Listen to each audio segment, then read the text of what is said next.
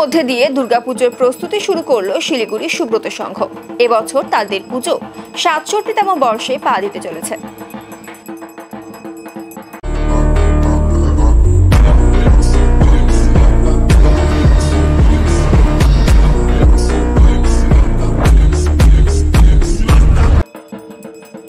প্রতি বছরই শহরবাসীকে আকর্ষণীয় পুজো মণ্ডপ উপহার দিয়ে থাকে সুব্রত সংঘ। এবারের পুজোর বিশেষ আকর্ষণ দৃষ্টিকোণ।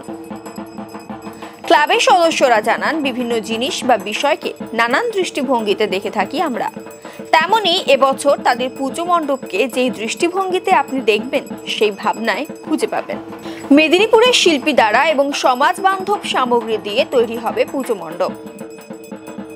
ক্লাব সম্পাদক তথা পুজো কমিটির সভাপতি ভাস্কর বিশ্বাস ও পুজো কমিটির সম্পাদক রবিয়া নাথ জানান, এবারের যে থিম রয়েছে তা মানুষের মন জয় করবে। প্রচুর সংখ্যক দর্শনার্থী এবারও পুজো মণ্ডপের বাইরে ভিড় জমাবেন বলেই আশাবাদী তারা। পাশাপাশি নিরাপত্তার তাগিদে সমস্ত পূজা প্রাঙ্গণ সিসি ক্যামেরা দিয়ে মুড়ে ফেলা হবে বলে জানান তারা। এবার ৬৭তম বর্ষ, আমাদের থিম এবার হচ্ছে দৃষ্টিকোণ।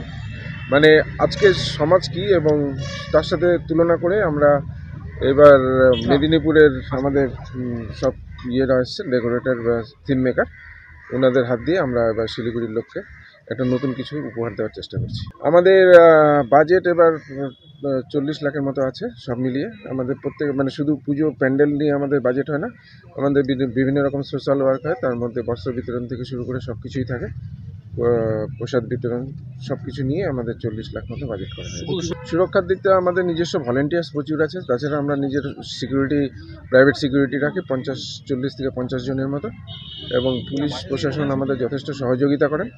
এবং সব মিলিয়ে আমরা মানুষকে খুব সেফলি পুজো দেখাতে পারি। এবং আমাদের পুজোর সাথে সাথে একটা সুন্দর মেলাও হয়, বাচ্চাদের এন্টারটেনমেন্ট হয়, বিভিন্ন রকম ফুড ভ্যারাইটি থাকে।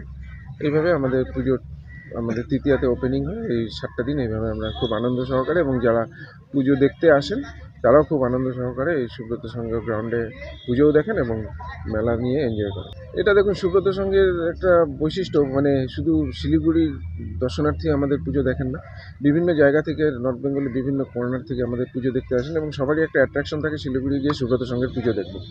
এবং ওই জায়গাটায় আমাদের স্যাটিসফ্যাকশন যে মানুষকে আমরা নতুন নতুন প্রত্যেক বছরই একটা নতুন নতুন কিছু উপহার দিতে পারি, এবং মানুষ আমাদের পুজো দেখে খুব খুশি হন। এবং সেই টার্গেট নিয়েই আমরা প্রত্যেকবার পুজোর চিন্তা ভাবনা করি।